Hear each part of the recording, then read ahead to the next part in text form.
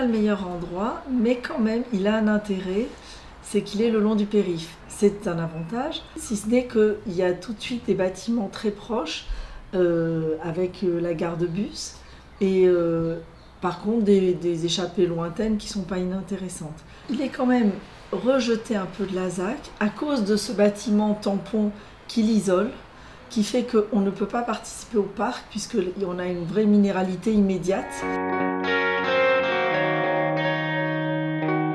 On est un immeuble de bureau, on n'est pas le TGI, on n'est pas un musée, on n'est pas... À un moment donné, il faut dire juste qu'est-ce qu'on peut apporter sans être trop emphatique, sans trop la ramener. On est en ville, on construit la ville, et la ville, ça peut être la répétition. Haussmann, ça a été ça. J'ai repris strictement la trame du TGI. La seule différence, c'est que je me dis, qu'est-ce que je peux apporter, moi, en restant modeste, c'est de l'éclat.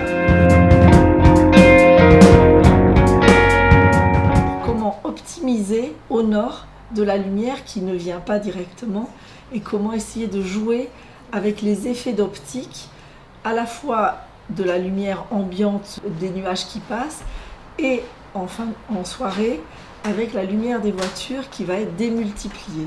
Une simple astuce entre une paroi extérieure et une paroi intérieure qui est oblique, eh bien, donne un effet d'incompréhension de la distance qu'il y a entre les deux. Ça, c'est le premier point. Et le deuxième point, c'est que la paroi intérieure, elle est réfléchissante. C'est un verre qui est traité, en l'occurrence ici, c'est un verre qui est chromé et de ce fait qui récupère la lumière, la renvoie, mais la restitue. Le fait qu'il ne soit pas parallèle, eh bien brusquement, il y a déjà des effets d'optique. Ensuite, c'est le sud. Et là, on est dans une atmosphère totalement différente. On est vers le cœur d'îlot. Et on va travailler le végétal et apporter le maximum de soleil. Des lianes qui sont, si possible, à feuillage persistant, pour que l'hiver, il n'y ait quand même pas que des bois, et plutôt quelque chose qui soit odorant, donc des jasmins d'hiver, des plantes odorantes. Et le toit qui est planté, qui permet de capter, d'être un tampon, de protéger thermiquement, donc ça a beaucoup de vertus. Et puis pour nous, c'est vraiment le prolongement du jardin piano. Alors le mode constructif, il est assez simple, mais pour ICA, dans tous les cas, assez innovant, puisqu'il y a un socle en béton qui rigidifie la structure, et au-dessus de ce socle, une structure bois. Et il y a aussi cet effet qui est assez intéressant entre l'ambiance intérieure qui est tout bois et l'ambiance extérieure qui est très métallisée.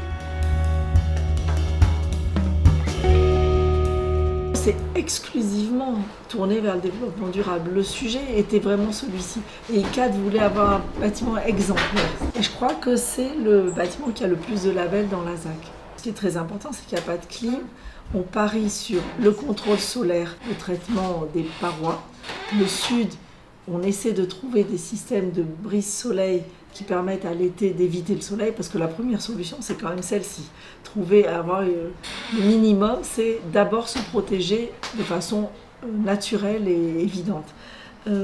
Ensuite, c'est comment essayer de rafraîchir le bâtiment. Et là, on va chercher effectivement dans la nappe pour puiser le frais. Et d'ailleurs, c'est pour cette raison qu'on a eu tous ces prix.